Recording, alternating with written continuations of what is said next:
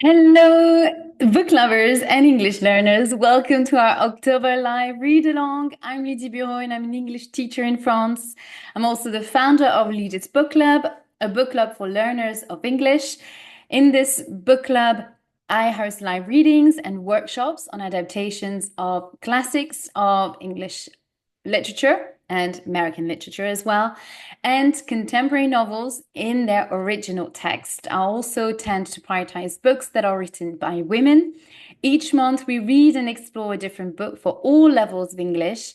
And at the end of each reading week, I meet the members of the book club in the live workshop via Zoom to discuss the chapters read over that week in order to allow the members of the book club to improve their speaking skills and also their critical thinking skills and develop their fluency in English.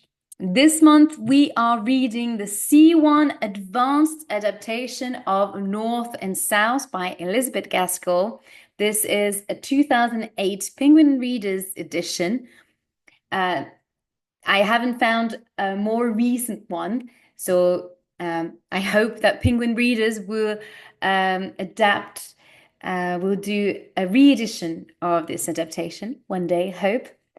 If you want to know more about the novel and Elizabeth Gaskell's work, I invite you to listen to the podcast episode 25, An Introduction to Elizabeth Gaskell and North and South, which is available on this YouTube channel and also on the Spotify podcast, Reading English. So today it is our session 6, and we are going to read chapters 11 and 12. And on the 2nd of November, I will host the third live the third live workshop session. And in this workshop, we will cover chapters 9 to 12. So the chapters that we have read, well, we are reading this week. So if you want to attend this live session, you just need to subscribe to the book club. You've just followed the link on in the description. You go to lydiasbookclub.com, and on the website, you will find all the upcoming dates and live readings of the live readings and the workshop. So you have all the information there. And last thing, I'm pleased to announce that you can now purchase the 2-part live workshop that I hosted on Rebecca, which was our September live read along. And you don't need to become a member to purchase the live workshops. You can just buy the workshop, and once you purchase it, then you will get a login. You have to create your login, and this way you will have access to private access to the videos and to watch in your own time. So again, you have the link in the description of this video, the second link actually, which is basically it's on the workshop store of Lydie's Book Club. That's it. So as usual, now let's recap the last chapters. So yesterday we had our fifth session, and I read chapters 9 and 10. So in these chapters, what happened? Oh yes, let's remind ourselves. So the terrible news, Mrs. Hale dies. So Mrs. Hale is Margaret's mother. And as you remember, probably, if you've been reading the book and following those live readings, Mrs. Hale was sick for a long time. I mean, her state, her health got even worse when they moved to Milton, Northern. And it didn't last, well, it didn't take much time for her to succumb from her illness, and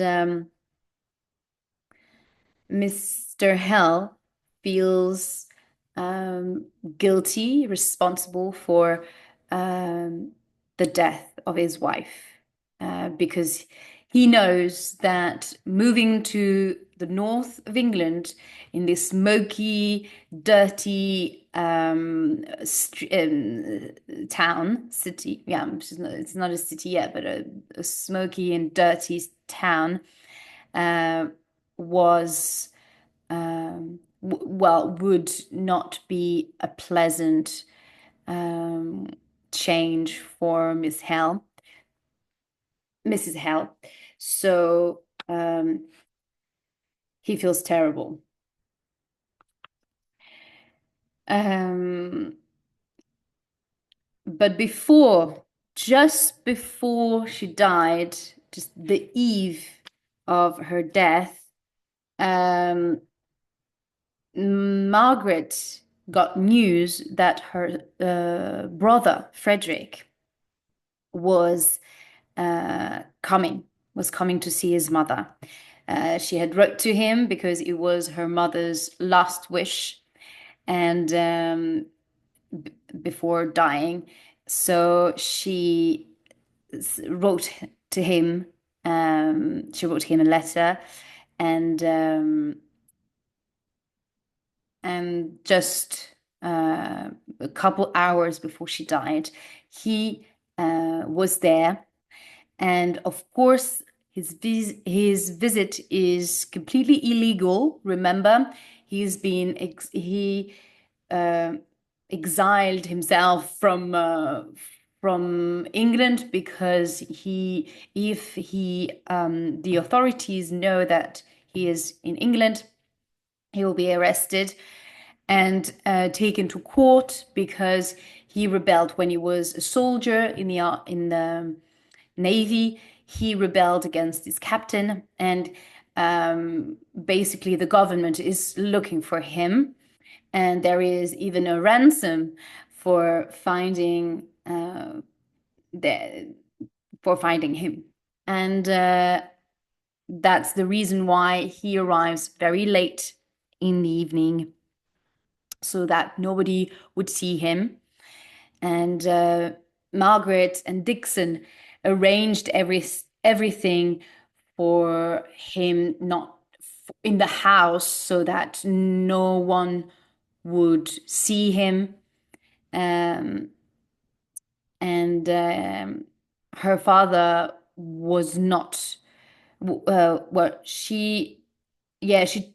her father got the news as well at the same time. So it was very unexpected, and they were all thrilled to have him with them, and especially to for him to, they were happy for him to be there for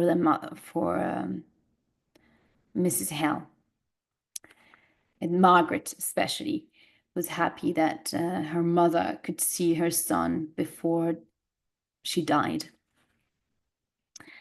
Unfortunately, Frederick could not stay very long because there was this man, Leonard, who, or Leonard's, is there, yes, I can't remember. Leonard? Who was Leonard's, there's a S. Leonard's, who was also a sailor during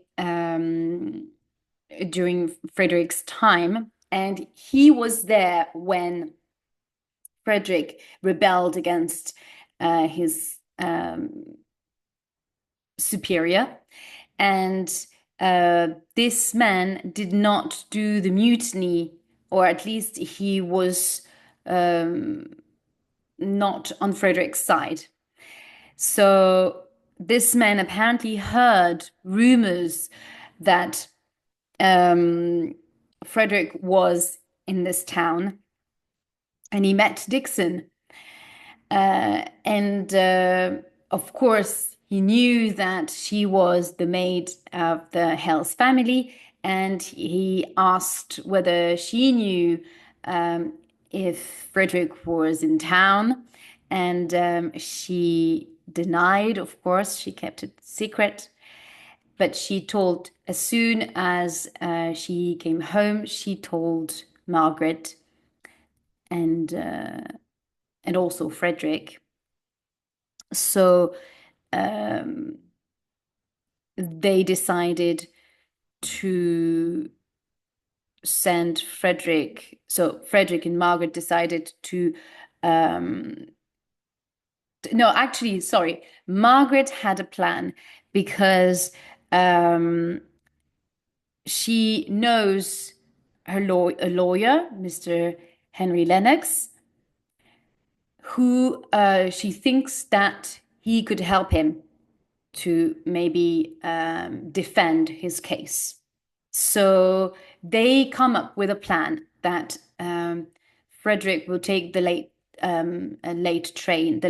train from Milton to London, and in London he would meet Mr. Lennox, and from London he would take the boat back to Spain.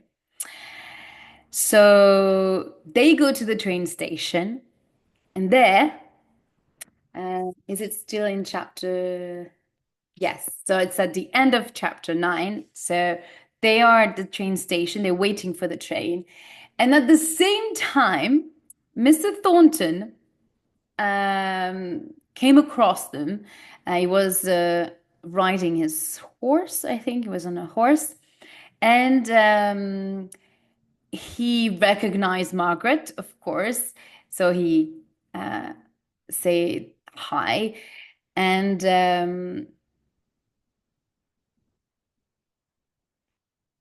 he bowed to her and very briefly, and then carried on. And of course, he wondered who was this man with Margaret. And after that, Leonard's came at the train station. He was drunk, and he attacked Frederick.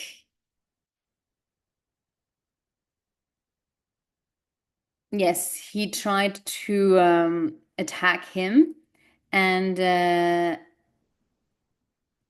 yes, that's it. Yeah, he seized him by his collar, and he said, "Your name is Hale, I believe." And then Frederick pushed him on the side and got on the train, and Leonard eventually left the platform and ended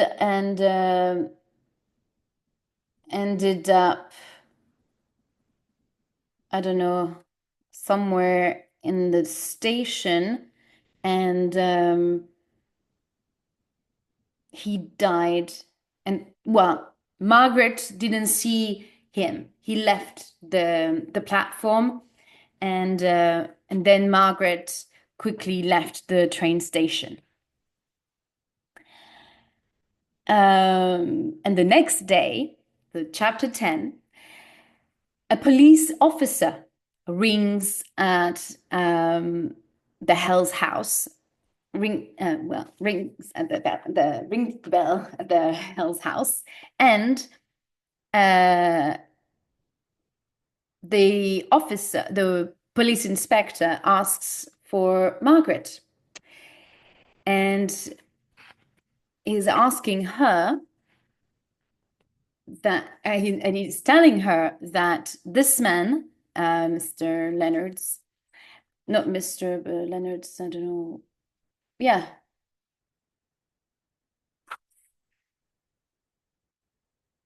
um, Mr. Yeah, it's Mr. Is it his last name? Yeah, I think this man, Leonard's, died last night, and apparently someone a grocer's assistant, so shop assistant, basically. Grocer is where a shop where you buy. It's like a little shop where you buy food, a little bit of like the corner shop. Okay, so there was a shop in the train station, and the sales assistant basically uh, recognized Margaret at the station, and he revealed to the inspector that she was at the station and that she saw that this assistant saw Leonard's attacking Margaret and her brother. But Margaret, knowing the danger that her brother could risk, lied to the police officer. And she denied being at the station last night, the night before. And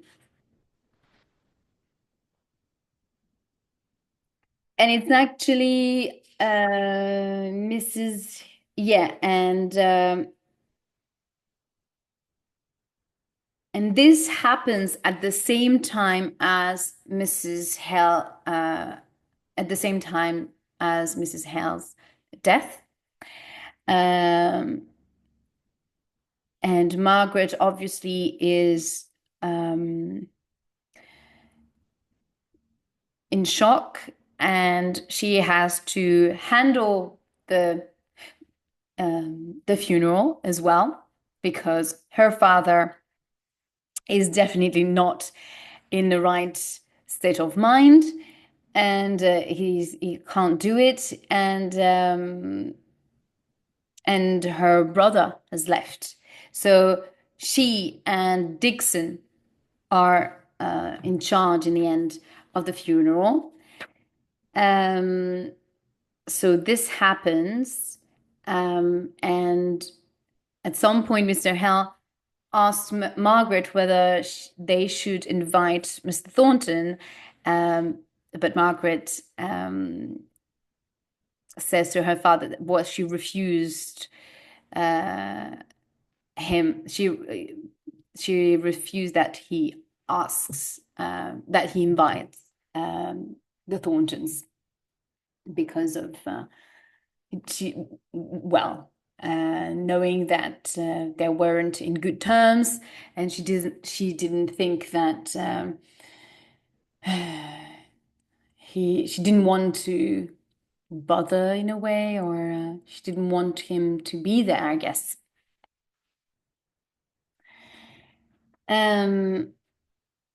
But Mr. Thornton heard the news, and he in fact attended the funeral, and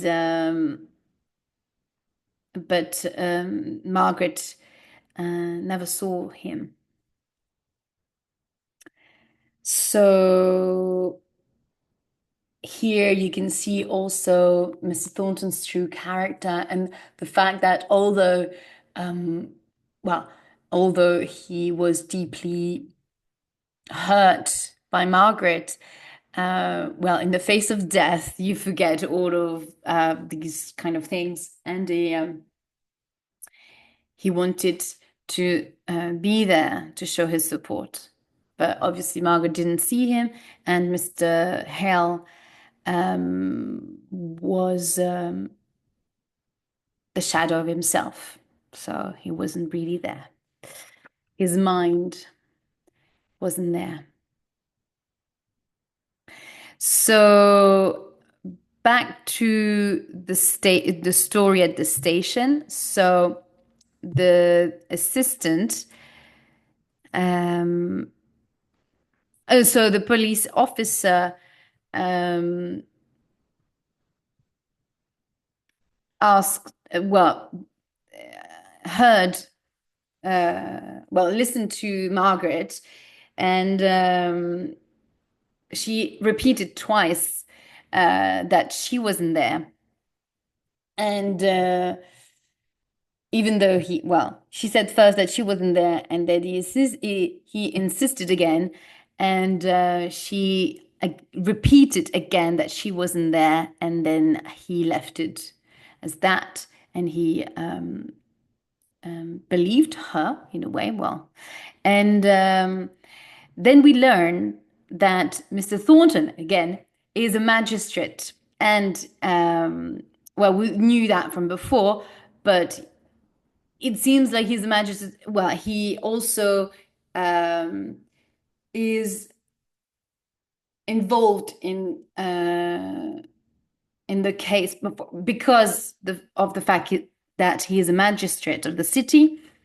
He learned the case of Mr. Leonard's, and he learns from the police inspector that, yeah, it says a man called Leonard's.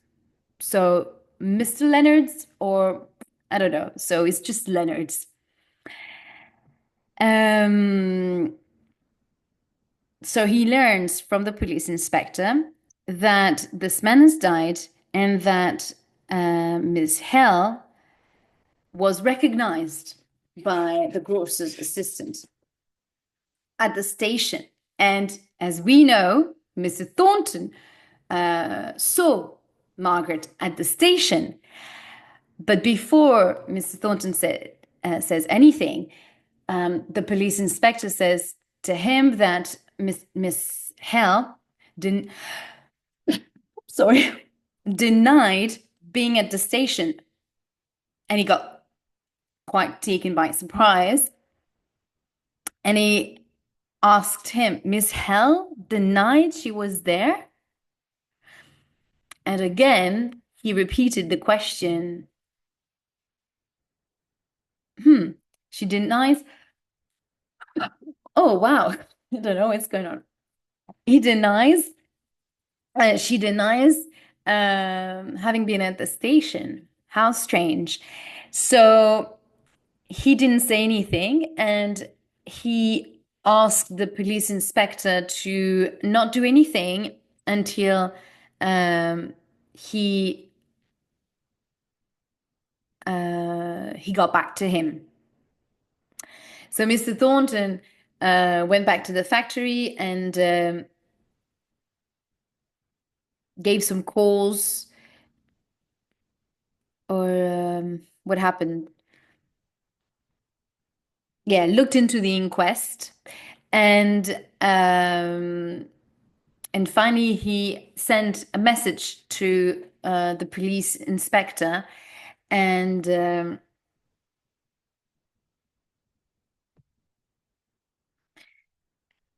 on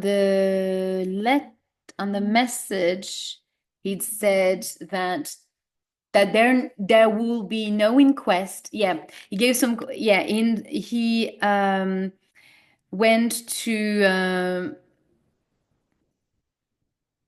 Yeah, even he investigated on the body of Leonard's, and with a doctor or something, and or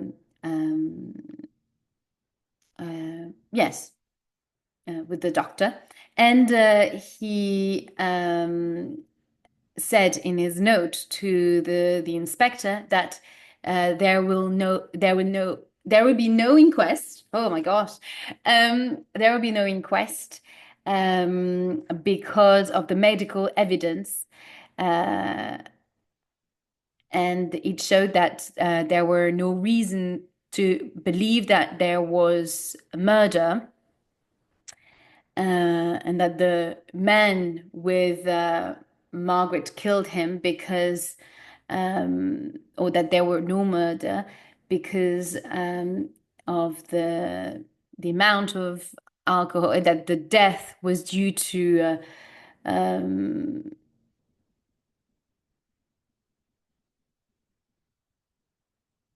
the alcohol and not from the.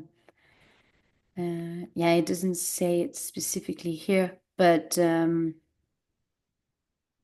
the original novel, it says that it's in fact the quantity of alcohol that he drank that actually killed him and not. And we know from the story as well here that after he left, he didn't, well, after Frederick pushed him, he fell, but he didn't die because he uh, walk again. He walked back to this. He talked to some a group of men that were at the station, and he talked to them afterwards, after the incident. So we know that he didn't kill him as well, but we don't know who, how he got killed, how he died really. But it seems like it's more from the amount of alcohol that he drank than from Frederick, from the incident, from falling.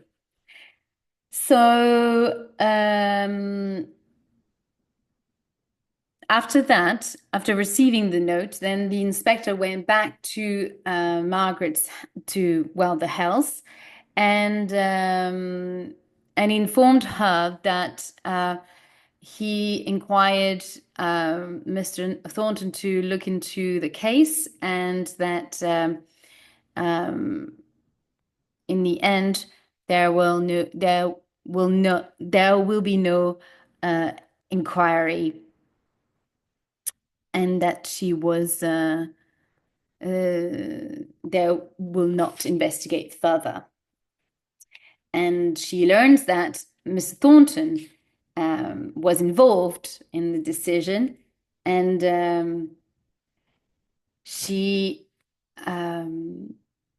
realized that he knew that she had lied, and that even because she remembered seeing him at the station, and she felt horribly ashamed because he knew that she had lied, and that now he would see her only as a liar and not as a respecter. And in the end, she would not keep this respectable image that she had built up throughout the months and throughout her whole life. But mainly since she arrived at Milton, she managed to keep up with this image of a respectable woman, and now she was very wary of the fact that now Mr. Thornton um, would see her in a different light, and that and she didn't want him to to have this image of her. So here we start seeing that Margaret now start caring a lot about what Mr. Thornton thinks of her. His opinion of her is important to her. So here there is a shift in the perception that she had first of him, in the sense that she was less, she cared less about him. She didn't think much about him before, but now, after everything that happened, she is more mindful of what he thinks of her, and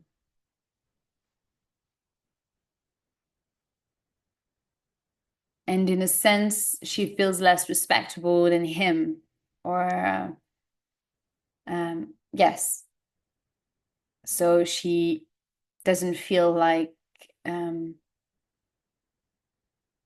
she could talk to him again, or believe that he would want to speak to her again. Right. So that being said, that was a long recap. Sorry about that. Let's get started with chapter 11 now. Okay, a woman in love. What most upset Mr. Thornton about Margaret's lie was that it concerned an attractive young man. He could not forget that Margaret had looked at this man as if she loved him. And then there was the fact that she had been with him in the evening, when it was growing dark at some distance from home. The fact that she had lied showed that she had done something wrong and needed to hide it. Mr. Thornton decided that Margaret, who was usually so truthful, was prepared to do something wrong because of her love for this stranger. This thought made him fiercely jealous and very bad-tempered. At home, he was more than usually silent and annoyed his mother by walking up and down the sitting room without speaking. "Can you stop? Can you sit down for a moment?" said his mother crossly one evening. "I have something to tell you." He sat down and Mrs. Thornton continued. "Betsy is so upset by her lover's death that she cannot work for us any more and is going to leave us." "Her lover was Leonard's, you told me." "Okay. Yes.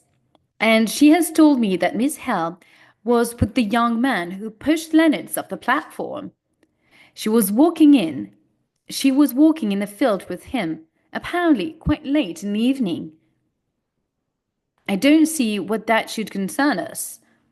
"I'm glad to hear you say so," said Mrs. Thornton, looking pleased. "But I made a promise to her mother that if her daughter did something wrong, I would speak to her about it."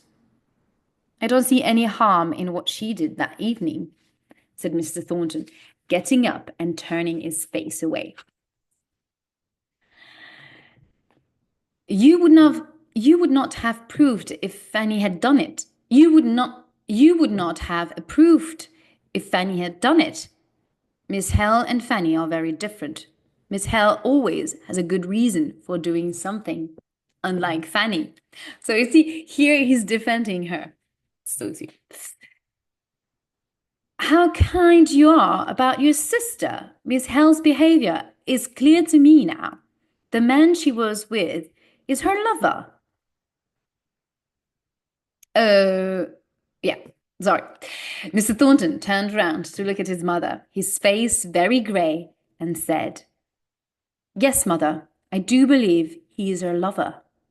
The pain of admitting this was almost too much to bear, and he turned away from her, then immediately turned round again and said, "Mother, he is her lover, but she may need help and advice.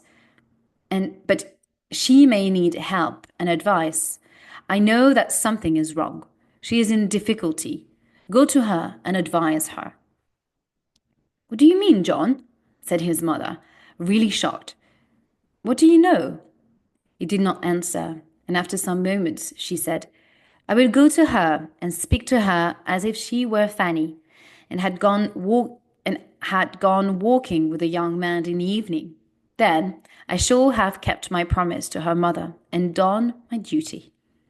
You cannot talk to her in that way. She's much too proud." "I can and I will." "Well," Mrs. Thornton said, going to the door, "don't tell me any more about it. I can't bear to think about it." "Oh, Margaret, could you not have loved me?" he said fiercely to himself, as he locked himself in the office.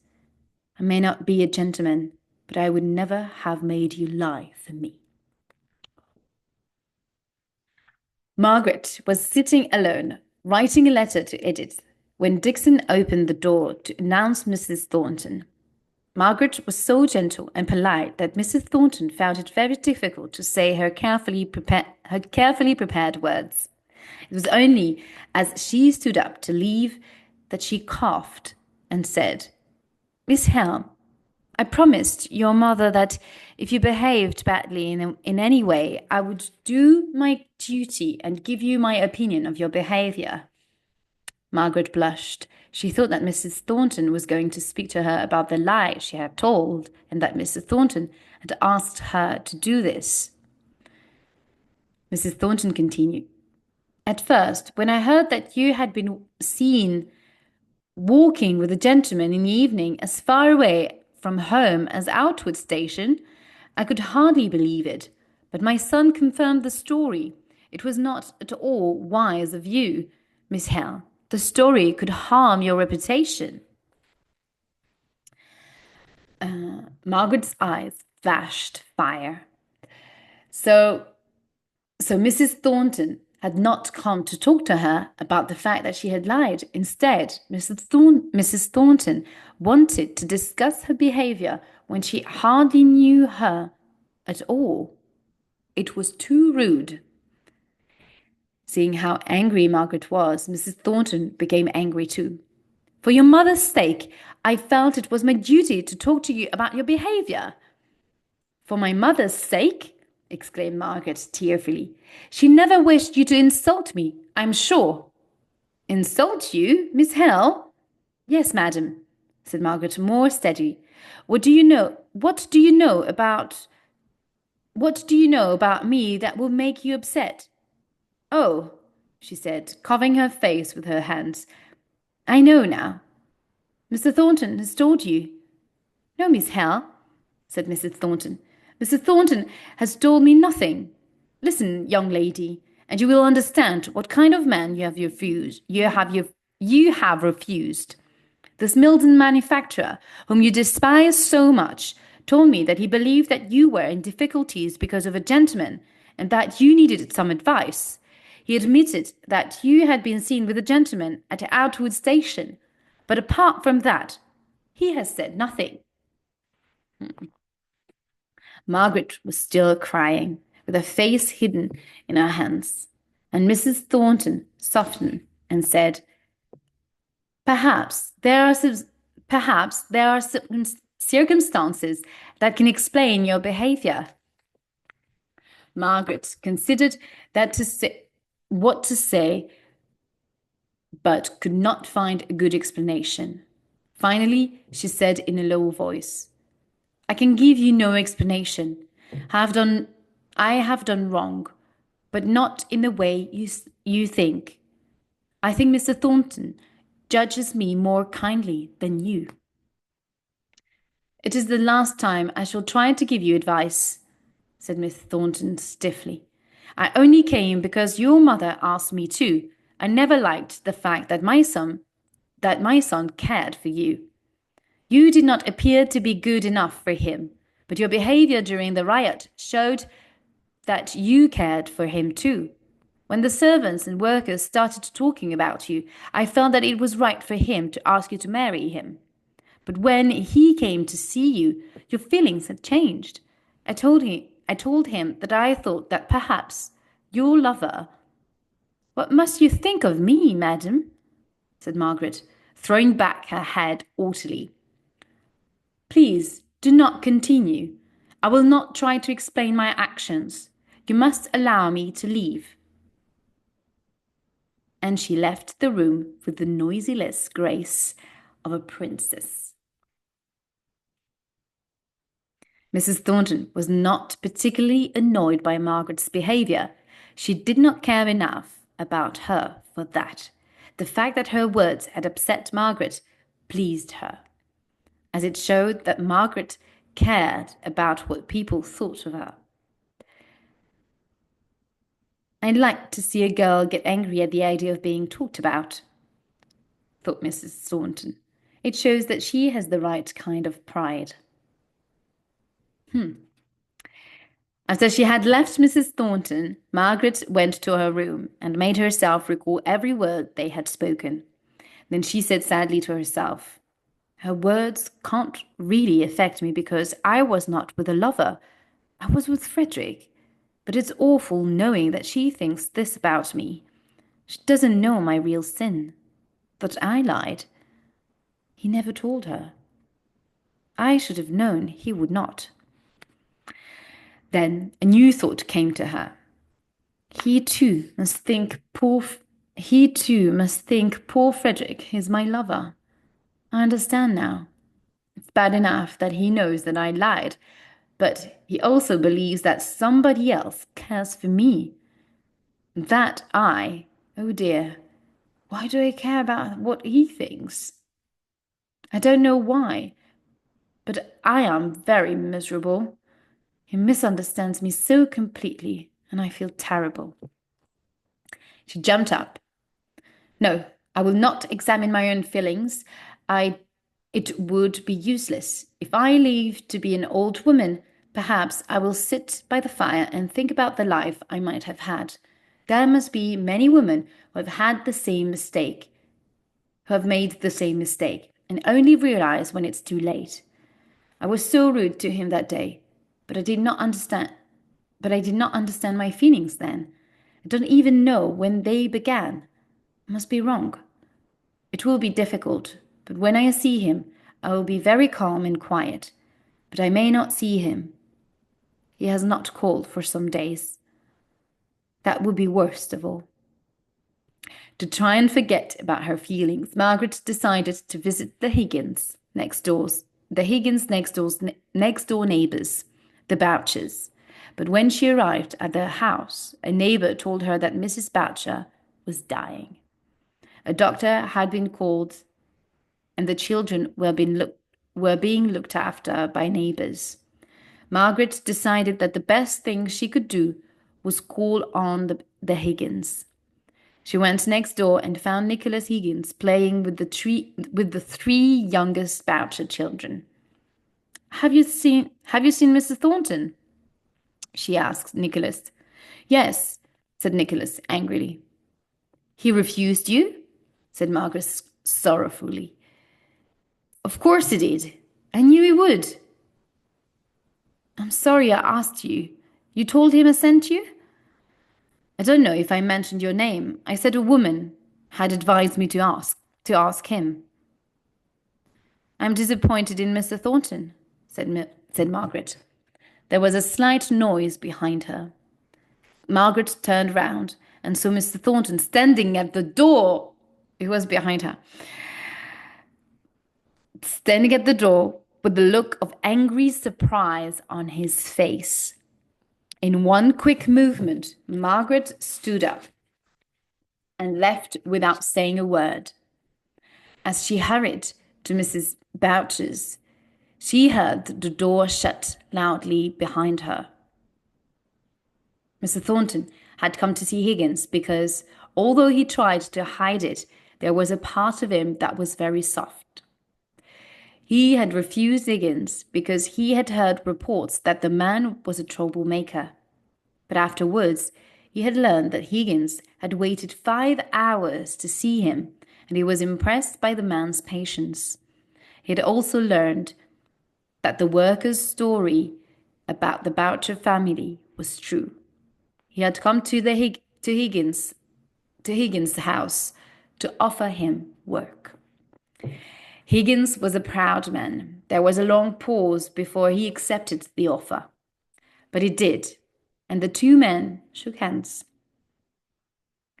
Was that the woman who advised you to ask me for work?" asked Mr. Thornton. Higgins told him that it was. Mr. Thornton frowned, disliking the idea that Margaret might think he had given Higgins work because of her, when he was only doing what was right. As Mr. Thornton left, Margaret came out of the Boucher's house.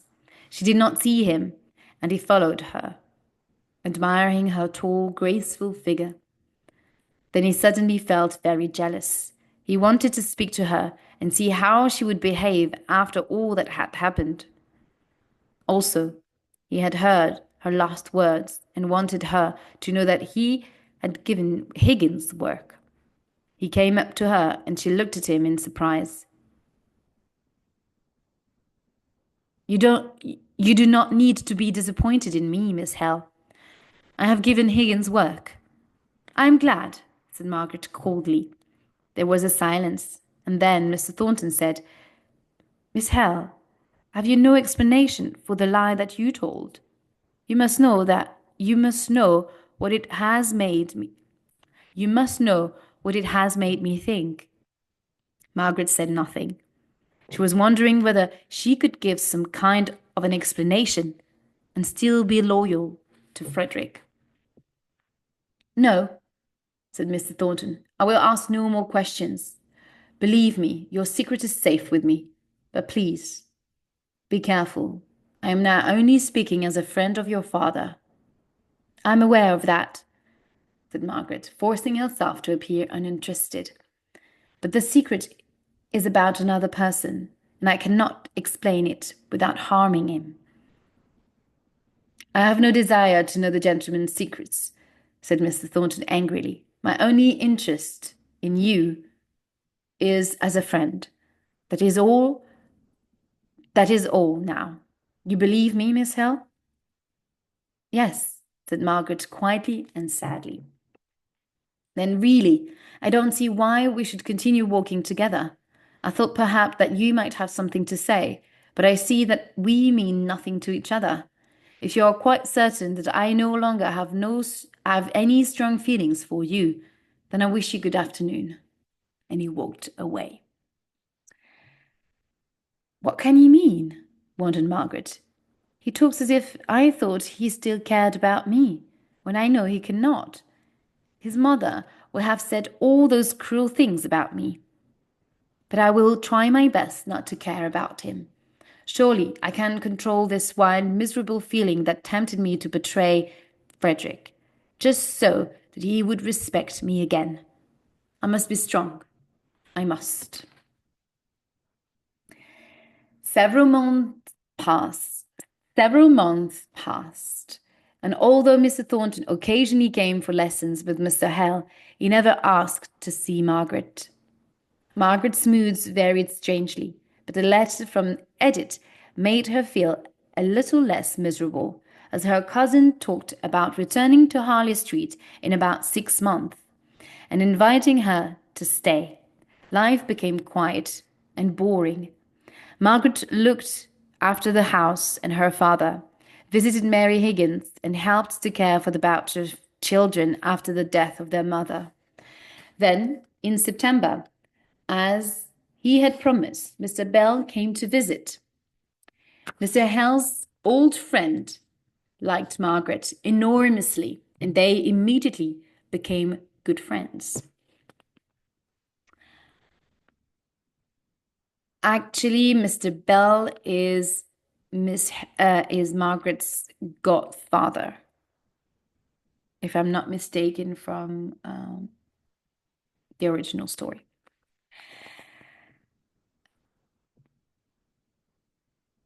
I think so. Or do I?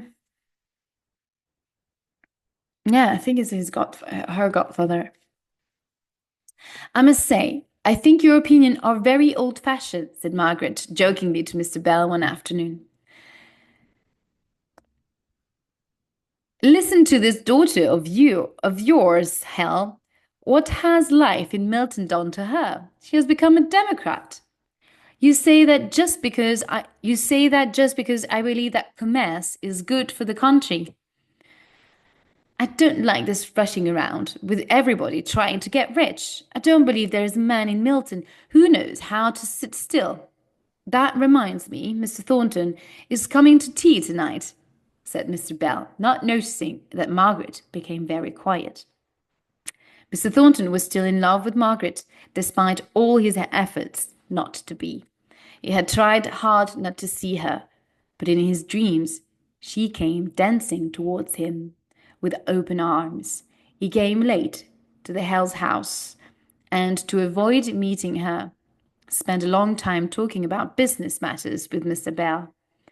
He was bad-tempered and cross, and Mr. Bell thought he had become quite a rude fellow. At last, they went upstairs and found Margaret holding a letter, which she was eagerly discussing with her father. "It is a letter from Henry Lennox," said Mr. Hale to Mr. Bell. "It makes Margaret very hopeful." Mr. Bell nodded. Sorry. Mr. Thornton looked at Margaret, who blushed, and he wanted to leave and never return again. A conversation began about the differences between Oxford University, where Mr. Bell taught, and Milton, where he had lived as a child. Mr. Bell talked about the importance of tradition, history, and learning, while Mr. Thornton felt that action and living in the present mattered more. Mr. Bell joked a lot, and Margaret saw that this upset Mr. Thornton, who wanted a serious conversation. Trying to change the subject, she said, "Edith says that cotton materials in Corfu are cheaper and better than those in London." "Are you sure?" said her father. "I think Edith is exaggerating." "If Margaret is sure, then I am too," said Mr. Bell. "Margaret, you're such a truthful person. I don't believe that anyone who is a relation of yours could exaggerate." "Is Miss Hale so well known for truthfulness?" said Mr. Thornton bitterly. The moment he said this, he could have bitten his tongue out. Why was he so evil tonight? And why was he so cross with Mr. Bell, his kind old friend? Margaret did not get up and leave as she would have done formerly. She glanced at Mr. Thornton in sad surprise, with the expression of a hurt child, then bent over her sewing and did not speak again. Mr. Thornton could not help looking at her, and he saw that when she sighed, her whole body trembled. He desperately wanted her to look at him and speak to him, so that he could show her he was sorry, but she did not raise her head. She could not care for him, he thought. He gave short, sharp answers to the older man's questions and left rather suddenly. As he walked home, he thought that he was right to see Margaret as little as possible. Her power over him was too great. When the mill owner left, Margaret silently began to fold up her work, looking completely exhausted. As the three prepared for bed, Mr. Bell said, "Success has spoiled that man. He used to be a simple, honest fellow. Now everything offends him." "He was not his usual self tonight," Margaret said quickly. "Something must have happened to upset him." Mr. Bell looked at her sharply.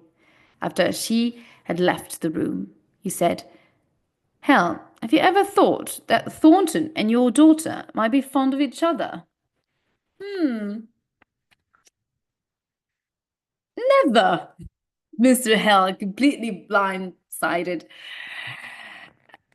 astonished by the idea. "I'm sure you're wrong. If there is anything, it is all on Mr. Thornton's side. I would say that she showed quite a few signs tonight." "I'm sure you're wrong," said Mr. Hale. "Margaret has been almost rude to Mr. Thornton at times." "Well, it was only a suggestion, and whether I'm right or wrong, I'm very sleepy." Mr. Bell left the next day, telling Margaret that she must come to him if she was in difficulty. To Mr. Hale, he said that Margaret of yours has gone deep into my heart. Take care of her. She is a very precious creature. I wish you'd leave Milton, Hale. It is completely unsuitable for you, but I'm sorry I recommended it. You and Margaret could come and live with me. I would like that very much. What do you think?" "Never," said Mrs. Hale. My one great change has been made, and it has caused me great suffering. I will live here, and I will be buried here. Well, we will forget it for the moment. Margaret, give me a goodbye kiss. Remember, I'm always here for you. That's the end of chapter 11. Now, chapter 12. Mr. Hale. After Mr. Bell's departure, life returned to what it had been before his visit. 4 months passed. Margaret tried to keep herself busy, visiting the Boucher children, and was always kind and attentive to her father. But the truth was that she felt bored and miserable. Mr. Thornton seldom came to his lessons, partly because, as a result of the strike, his business affairs had become more complicated. When he did come, he never asked to see Margaret, and often sent a note at the last moment saying that he was too busy for a lesson. Although Mr. Hale had new pupils to replace Mr. Thornton, he missed their conversation and became quite depressed by his pupils' frequent absences. One February evening, Mr. Hale, blushing as he asked the question, suddenly said, "Margaret, have you ever had any reason to think that Mr. Thornton cared for you?"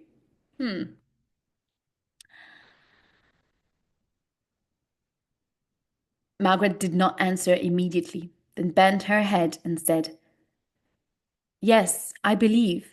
Oh, father, I should have told you." And dropping her work, she hid her face in her hands. "No, dear, there was no need. I'm sure you would have told me if you had returned feelings.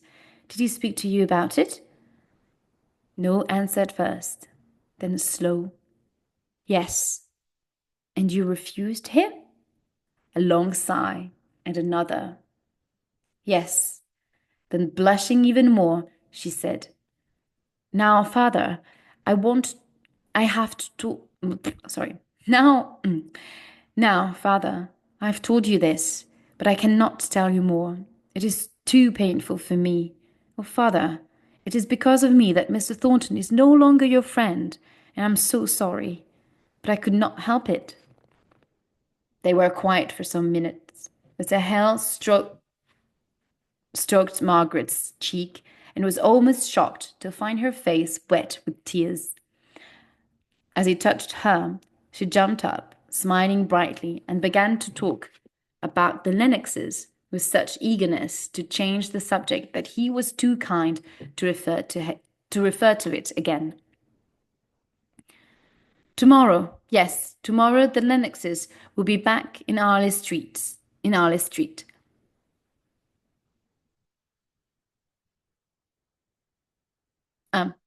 Sorry. Tomorrow, yes, tomorrow the Lennoxes will be back in Harley Street. How strange it will be. Imagine, Edith, a mother. Why don't you go and see them for a fortnight?" said her father. "It would be very good for you, and Mr. Lennox could tell you his latest news about Frederick." "No, father, you need be here," said Margaret. After a pause, she continued sadly, "I'm losing hope about Frederick. Mr. Lennox is trying to tell us the news gently, but you can see from his letters that he thinks there is no hope of finding witnesses." A few days later, Margaret's feelings were confirmed when Frederick wrote saying that he had received a letter from Henry Lennox, stating that it was unlikely that the witnesses could be found. Frederick angrily said that he no longer considered himself English, which made Margaret cry. But in March, a much happier letter arrived. Frederick and Dolores had got married. Dolores's family owed a large manufacturing company, and Frederick was now certain to achieve a high position in it. Margaret smiled a little when she learned this, remembering her former dislike of trade. And now her brother was a trader. Well, it did not matter at all, and Frederick was happy, very happy. Spring came, and Margaret became a little worried about her father, who occasionally had difficulty breathing. When Mr. Bell invited him to visit him in Oxford, she persuaded Mr. Hale to accept, hoping that it would improve his health. The invitation included Margaret, but she decided to stay at home. With her father away, she would have no responsibilities and would be able to rest, something that she had not been able to do since she came to Milton. Margaret was astonished at how relieved she felt once her father had left. The pressure was gone. There was no one who depended on her for comfort and entertainment. For months, she had had no time to think about her problems, but now she could examine them one by one and give each of them the right place in her life. She sat almost motionless for hours, remembering every detail of her relationship with Mr. Thornton. After 2 days of silent thinking, she decided that if only she could be friends with him again, or even if he would visit her father more often, she would feel happier. But when she went to bed that night, a feeling of sorrow and anxiety still remained. That April evening, Margaret had found that she could not stop thinking about her father. Strangely, that same night in Oxford, all Mr. Hale's thoughts were about his daughter. His old friends there were very kind to him. His old friends there were very kind to him, but the unfamiliar social activity had made him feel quite exhausted. "I am tired," he told Mr. Bell, "but I am 55 years old." "Nonsense! I'm over 60. You're quite a young man." Mr. Hale shook his head. "These last few years," he said, and then, after a pause, he went on. "About Margaret. If I die—" "Nonsense! I often think what will happen to her. I suppose the Lennoxes will ask her to live with them. I hope they will. You know how fond I am of that girl, Hale. She has made me her slave. I will look after her, and when I die, everything I have will be hers. But you're a thin, healthy fellow, unlike me. There are no prizes for guessing who will die first." But Mr. Bell was wrong. That night, Mr. Hale lay down on his bed for the last time. The servant who entered in the morning received no answer to his words. Mr. Hale's heart had stopped during the night, but his calm, beautiful face showed no pain, only the white, cold look of death. And that's Mr. Hale's death. It's quite brutal. It's not like Mrs. Hale, you kind of prepare yourself mentally that she's going to die, but Mr. Hale is quite sudden. Yeah, and every time when I watch the BBC TV adaptation, it makes me sad. Mr. Bell was so shocked that he could not speak for some time. Then he told his servant to pack his bags and took the next train to Milton. There was only one person sitting near him. The man's face was hidden behind a newspaper, and it was some time before Mr. Bell realized that it was Mr. Thornton. The two shook hands, and when Mr. Bell told the mill owner the bad news, Mr. Thornton said nothing for over a quarter of an hour. Finally, he said, "What about—" and stopped suddenly. "Margaret, you mean?" "Yes, I'm going to Milton to tell her. I will look after her. as if she were my own child. I would like her to come and live with me. I forgot the with. But there are those Lennoxes. Who are they? Asked Miss Thornton, trembling with interest. Oh, fashionable London people. Captain Lennox married Captain Lennox married her cousin, the girl she was brought up with, and there's her aunt, and there is her aunt, Mrs. Shaw, and then there's that brother. What brother? The brother of Captain Lennox, a clever young lawyer, I'm told. He's been interested in Margaret for a long time. Now that she will have money, he will be even more interested in her. What money? Asked Miss Thornton, far too interested to realize how rude the question was. Well, she'll have my money at my death. Mr. Thornton became very silent when he heard this. Finally, Mr. Bell asked him where he had been, and the mill owner explained that he had been to France on business. Ah, commerce! Poor old Hale! Milton is so different from Helston, a charming little village in the New Forest. I understand it was a great change for Mr. Hale. When Mr. Bell arrived at the house in Compton, Margaret was standing at an upstairs window, saw him get out of the carriage alone, and guessed the truth immediately. She stood in the middle of the sitting room, looking as if she had been turned into stone. Oh, don't tell me.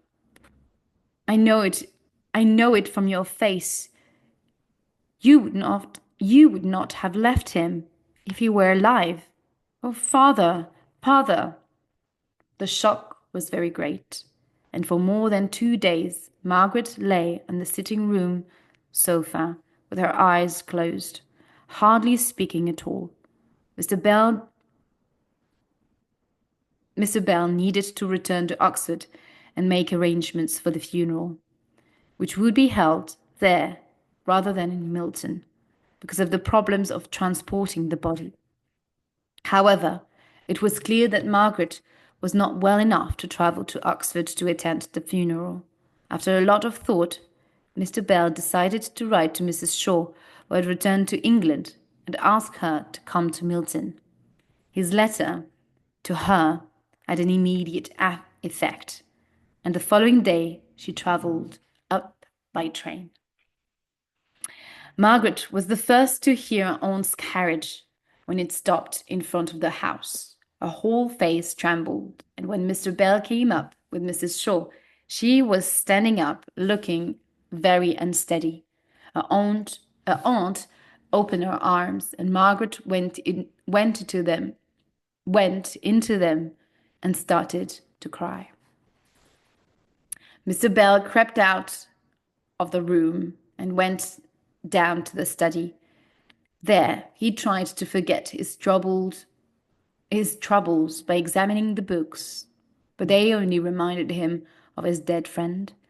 He was glad to hear the sound of Mr. Thornton's voice at the front door, and called out, "Thornton, is that you? Come in for a minute or two." The mill owner joined him, and Mr. Bell told him that Mrs. Shaw had come to look after Margaret.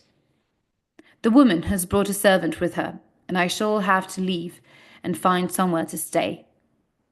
"Come and stay with us. We have 5 or 6 empty bedrooms." "Then I'll just go upstairs and say good night to the poor girl and that aunt, and leave with you immediately." It was some time before Mr. Bell came down again, and as they set out for Marlborough Street, he explained why.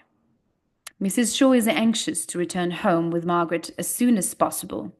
She doesn't seem to understand that the girl cannot travel in her present condition. Margaret said she has friends she must see, but then she started crying and said she was glad to leave a place where she had suffered so much. I must return to Oxford tomorrow, so a decision must be made." Mr. Thornton did not reply. The words, "She was glad to leave a place where she had suffered so much," were going round and round in his head. So that was the way Margaret would remember her time in Milton, when to him every moment he had spent with her had been so precious. They arrived in Marlborough Street, and Mrs. Thornton, after welcoming Mr. Bell, asked how Margaret was. "She seemed completely broken. I would like her to live with me, but she has relations who want her to live with them in London." "Where have these relations been when Miss Hale has had so many troubles?" Having asked the question, Mrs. Thornton, who felt no interest in the answer, left to prepare Mr. Bell's room. "They have been living abroad," Mr. Bell said. "The aunt brought her up, and Margaret and her cousin have been like sisters. But I wanted her as a child of my own, and I'm jealous of these people who don't seem to have looked after her properly. It would be different if Frederick claimed her." "Frederick?" exclaimed Mr. Thornton. "Who is he?" "Frederick," said Mr. Bell in surprise. "Don't you know? He's her brother. Have you not heard?" "I've never heard his name before. Where is he? Who is he?" He is the son who was involved in that mutiny." "I had never heard of him until this moment. Where does he live?" "In Spain. He is likely to be arrested if he comes to England." "Was he here in Milton at the time of Mrs. Hale's death?" "No, it's not possible. What made you think he was?" "I saw a young man walking with Miss Hale one day," replied Mr. Thornton, "and I think it was about that time." "Oh, that was probably young Lennox, the captain's brother. He's a lawyer, and Margaret and he write to each other. Do you know," said Mr. Bell, watching Mr. Thornton carefully, "when I last came here, I wondered if you perhaps cared for Margaret." "I admired Miss Hale, as everyone must. She's a beautiful creature," said Mr. Thornton quickly. "Is that all? A beautiful creature? You talk about her as if she were a horse or dog." Mr. Thornton's eyes flashed for a moment. "Mr. Bell," he said, "you should remember that not every man can talk about their feelings as freely as you. Let us talk about something else." The two men began to discuss business matters.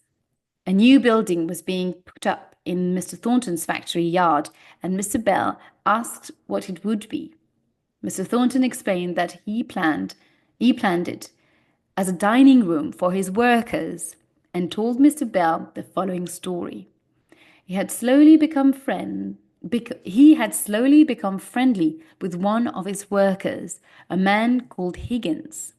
Passing by the man's house one day, he had called on him, and had been shocked to see how little the family had to eat, and what bad quality the meat was. After discussions with Higgins, the meal owner decided to buy large quantities of good quality food at a cheap price, and to provide a large oven at the mill and a cook. For some months now, the workers had been able to have a good lunch there. Mr. Thornton had even started eating with the man from time to time, and was enjoying his conversations with them. "I'm really getting to know some of them now. They have such a sense of humor. But it is not a charity, and the men pay me rent for the oven and the cooking place at the back of the mill. They will have no pay. They will have to pay more for the dining room." So here you can see clearly the influence of Margaret, and how Mr. Thornton is approaching his relationship with his workers very differently now. Mrs. Shaw hated noisy, smoky Milton and wanted to return to London the day after the funeral in Oxford. Sorry. Margaret was too weak and exhausted to resist her, and it was agreed that she would return with her aunt, and that Dixon would stay behind to pack up the furniture. The day before the funeral, Margaret received a letter from Mr. Bell in Oxford. My dear Margaret, I intended to return. Oh, sorry, again. My dear Margaret, I intended to return to Milton after the funeral, but unfortunately, I have duty here that mean I cannot come. Captain Lennox and Miss Thornton are here. The captain will come to Milton to take you and his mother home, and I have asked my lawyer to arrange the sale of your house. Now, there is something else. You may not know this, but I told your father that when I die, you inherit my money and my possessions. I don't intend to die yet, of course, but meanwhile, I would like to make a formal arrangement to give you £250 a year, which is quite a good sum. It is yours, and you can pay the Lennoxes this for as long as you live with them. They can then pay for Dixon. I will make another arrangement about money for your needs. Items such as pretty dresses and chocolate. Now, Margaret, you may be wondering what right an old man has to settle your affairs in this way. But I have loved your father for 35 years, and I have no relations to look after or give my money to. Please, make an old man happy and tell me that Margaret Hale is not the girl to say no. Write to me and tell me your answer, but do not thank me. After reading this, Margaret took a pen and wrote with a trembling hand. Margaret Hale is not the girl to say no. For the next 2 days, she wandered round the house, trying to decide which things she wanted to keep. She asked Dixon to take one of her father's books to Mr. Thornton after she had left, and wrote a note to him very quickly. The day after the funeral, she took a carriage to the Higgins and said a sad goodbye to them, feeling that she should also say goodbye to Mrs. Thornton. Although she did not wish to do this, she went to visit her aunt, and Mrs. Thornton, looking kinder than ever before, was introduced to Mrs. Shaw. "Where are you going to live, Miss Hale?" Mrs. Thornton asked. "Mr. Bell told me that you were going to leave Milton." "My niece will live with me in London. She's almost like a daughter to me," said her aunt, looking fondly at Margaret. At this moment, Mr. Thornton entered the room. He had only just returned from Oxford. "John," said his mother, "this lady is Mrs. Shaw, Miss Hale's aunt. I am sorry to say that Miss Hale's visit is to say goodbye." "You're going, then?" he said in a low voice. "Yes," said Margaret. "We leave tomorrow." Mr. Thornton turned away and seemed to be examining something on the table. He did not even seem to be aware that they had got up to leave, but he went outside with them and helped Mrs. Shaw into the carriage. He and Margaret were standing close together on the doorstep, and the memory of the day of the ride came back to both of them. He thought of how cruel she had been to him when he had gone to see her the next day. And although his heart was beating fast with his love for her, he told himself, "Let her go, with her stony heart and her beauty. How coldly she looks at me. Let her go." And there was no tone of regret or emotion in his voice as he said goodbye. He took the hand she offered to him as if it were a dead flower. But no one saw Mr. Thornton again that day.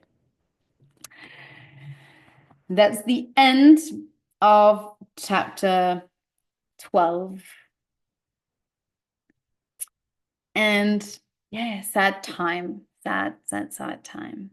So in space of a couple months, in the space of 4 months, she lost her mother, and then her father has to leave Milton, where she started having built her life there. And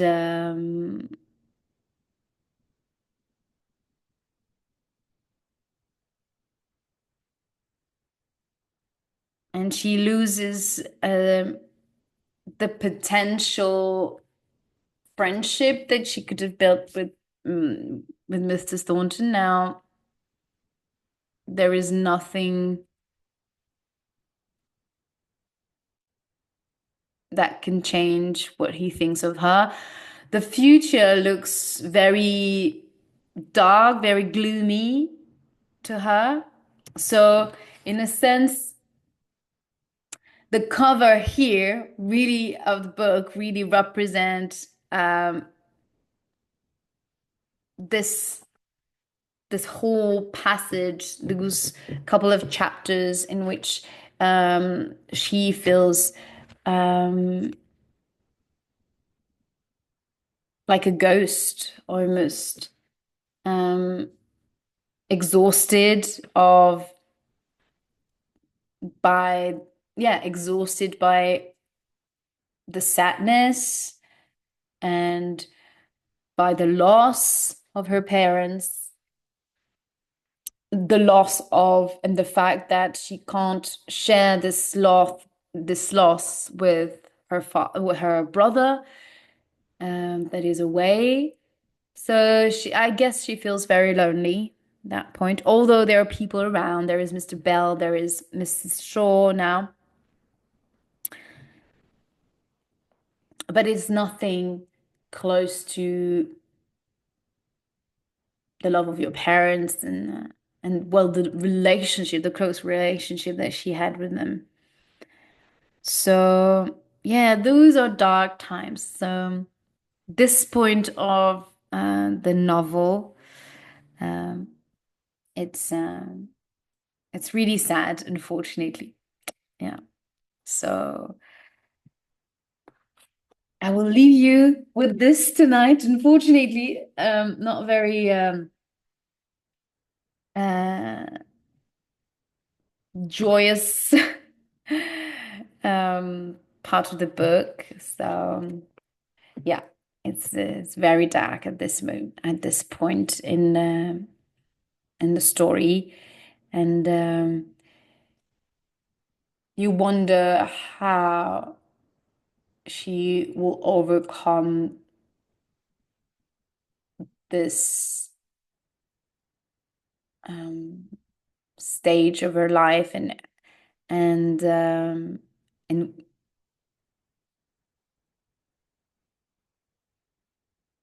and if something what's going to happen to her really. So hopefully something good will come of it. Um, but I don't say more. I hope you enjoyed this live reading, this very tragic, terrible live reading here. Not terrible live reading, but terrible, uh, very sad moment in the story. And that you will not be too sad for the rest of the evening. Anyway, I hope that you enjoyed it, and thank you again for keeping up with the live reading, for watching this video or being live. Thank you. Make sure that you subscribe to the book club membership to attend our third live workshop session on the 2nd of November. And I will see you next Monday for our final live reading.